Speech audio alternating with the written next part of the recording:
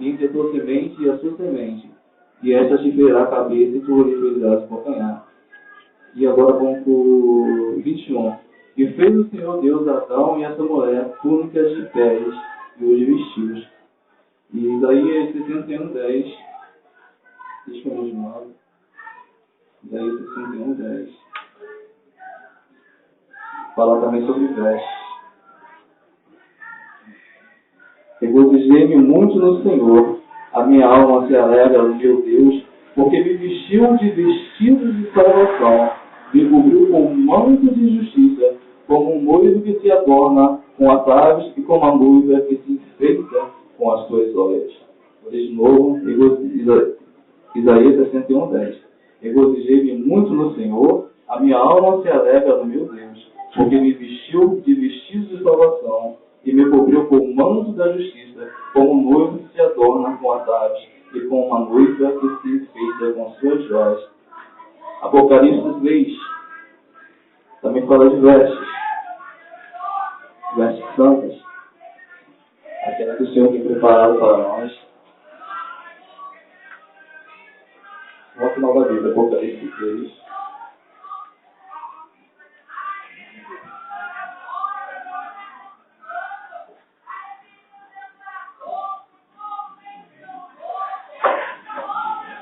A partir do 6. Do 7. E o anjo da igreja que está em Filadélfia escreve: isto é o que é santo, o que é verdadeiro, o que tem chaves de Davi, e o que abre ninguém fecha, e fecha ninguém abre. Eu sei as tuas obras, desde que diante de ti pus uma porta aberta e ninguém pode fechar. Acho que eu estou lendo errado. Apocalipse 16, a partir do 16. Assim, 3:16. Assim, porque és morno e não és frio nem quente, vomitareis a minha boca. Como diz, rico sou, e estou enriquecido, de nada tenho falta. E não sabe que és um desgraçado, miserável, pobre, cego e nu. Aconselho-te de mim compres ouro provado no fogo, para que te enriqueças, e vestidos brancos, para que te vistas, e não apareça a vergonha da tua nudez. E que unjas os teus olhos com colírio, para que vejas. Eu repreendo e castigo a todos quantos anos, depois eu ouso e arrepende. Essa é a palavra. Adão e Eva no jardim eles andavam em luz, né? Aquela nudez não vergonha para eles, eles não conheciam o pecado. A partir do momento que eles pecaram, a primeira coisa que eles perceberam: estamos nus. O que aconteceu? Eles se esconderam atrás das árvores do jardim. E o Senhor, todos os dias, às 6 horas da tarde, o Senhor visitava eles, conversava com Adão. Aquele era o momento da adoração, e Deus tinha comunhão com o homem, principalmente com Adão. O que ocorreu nesse dia? Nesse dia, quando Satanás entrou na serpente, dominou a serpente, a Bíblia não explica se a serpente realmente era um bicho, não explica isso, e eles pecaram comendo da árvore da vida, da árvore do jardim que Deus disse para não comer, e o pecado entrou na vida deles. E o que aconteceu? Quando Deus foi procurar Adão, cadê o Adão? Adão não estava mais lá. Aquele que Deus criou com todo carinho, com todo amor, aquele homem que tinha conhecimento de todas as coisas, que deu nome a todos os animais, aquele que conhecia Deus, que via Deus, porque Adão não era como nós, né? Ele tinha um corpo do Senhor, depois do arrebatamento, ele tinha um corpo espiritual, ele tinha acesso ao mundo espiritual, é tanto que ele podia se locomover para vários lugares ao mesmo tempo, onde Deus permitisse, onde ele queria ir. Ele não é como nós. Nós temos uma deficiência. Deus coloca nossos olhos espirituais quando o Espírito Santo nos toca. Adão, naquele tempo, o corpo dele não era um corpo imortal. Era um corruptível, né, o corpo dele. Mas quando entrou o pecado, a desobediência, que se tornou um homem mortal. Ele se corrompeu.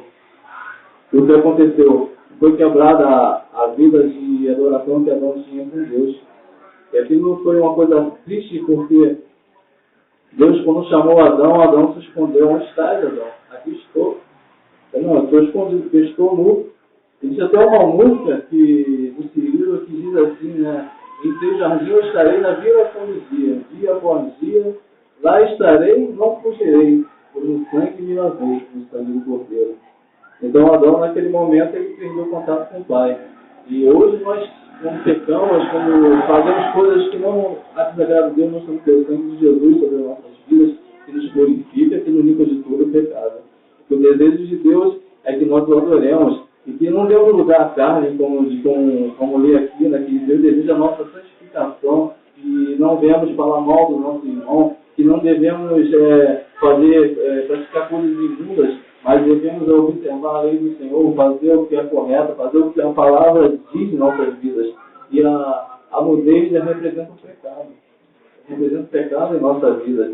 E as vestes brancas que nos fala em Apocalipse representa, né, o sangue do Cordeiro, o Espírito Santo em nossas vidas. Deus quer tampar a nossa nudez com o seu Espírito em nossa vida, com a santidade. A santidade, ela representa as vestes que o Senhor tem nos dado. Como eu desejei muito no Senhor, a minha alma se alegra no meu Deus, porque me vestiu de mantos de justiça, como um noivo que se adorna com atados e como a noiva que enfeita com suas joias.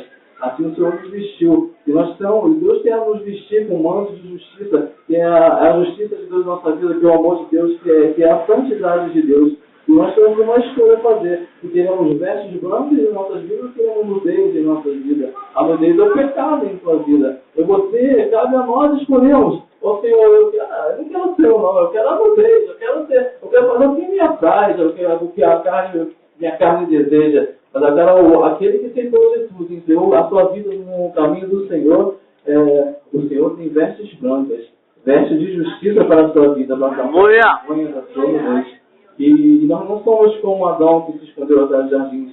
E hoje temos Cristo, né? Cristo se santificou por nós mesmos e nós devemos obedecê-lo. Ele fala que viemos nos santificar na sua palavra. A verdade é a palavra de Deus e hoje nós temos um Senhor e não tem como nos esconder. Quando o Senhor nos procurar, devemos dizer: Senhor, eis-me aqui, Senhor, leva-me a mim. A canção fala assim, né? Quando Deus chama pela pessoa, essa pessoa que fez a canção, ela diz: Senhor, aqui estou, estarei em teu jardim, esperando por ti. Senhor, dá a minha mão, aí juntos caminhamos juntos.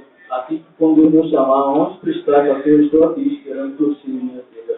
Amém? A senhora vai continuar essa palavra. Amém? Amém. O que o pastor está falando aí, né? A carta contra ele, semana que ele teve um sonho.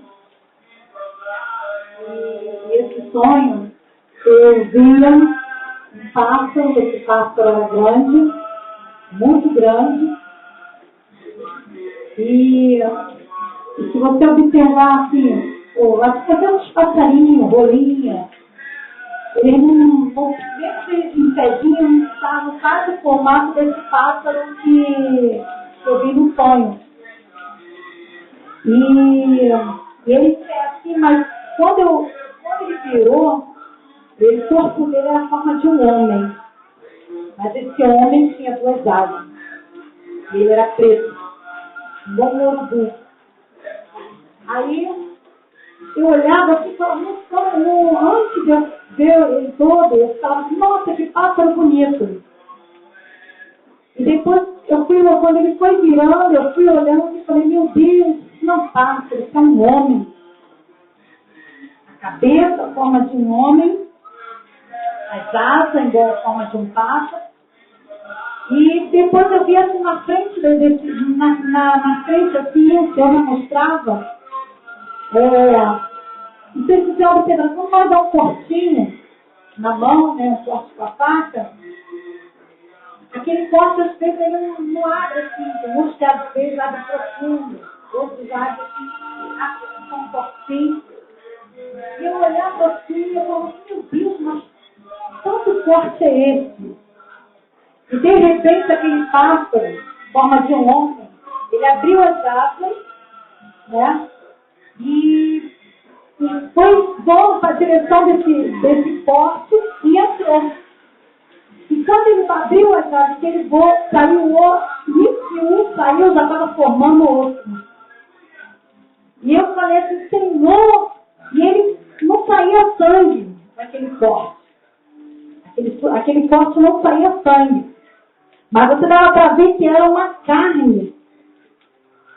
que estava ali, como um foguinho, chegou e fez assim, cortou, e ele entrava tão fácil. Ele não entrava com dificuldade, ele entrava fácil.